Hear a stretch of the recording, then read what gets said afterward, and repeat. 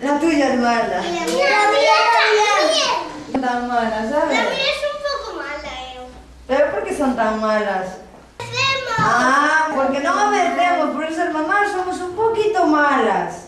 No facemos o que nos queren. Yo le obedezco a mi madre, por cierto. Muy bien. ¿Queren contar algo a su mamá? Vamos a empezar por Jorge Barreiro. A ver, ¿cuántos algo a tu mamá? Lava la loza a tu mami. E que máis? Hace la ropa tamén. Sí. ¿Cómo se llama tu mamá, Borja? Monse. Qué bonito.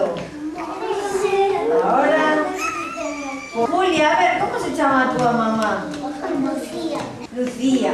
Cuéntanos algo a tu mamá. Come a tu mamá. A ver.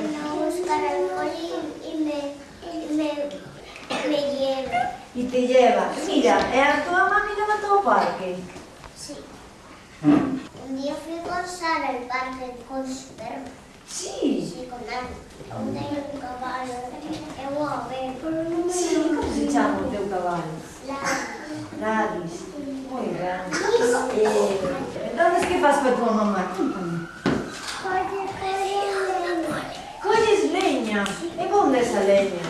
No capacho. Que se chama a tua mamá? Lorena. Y mi madre también se llama Lorena. Sí. E que faz coa tua mamá? Contame. Mira el parque. A ver, Sebas, ti.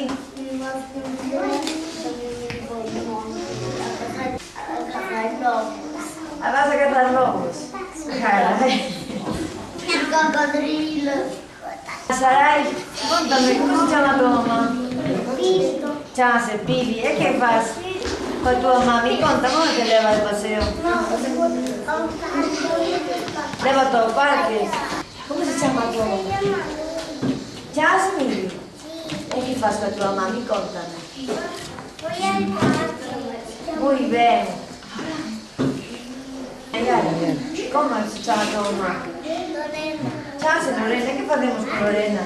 Faz con Lorena. Pasa comida, moi ben. Unha nena que lle será a mamá na cocina. Tía, contame algo a tua mamá. Mi mamá se llama Susana. E que máis? A ver, que facemos con Susana? Haces las cosas que queramos con ella. Sí. E vas de festa, vas ao parque. Voy a todo. Sí, moi ben. Ahora, ti. Contame, como le chama a tua mamá? Blancanieves.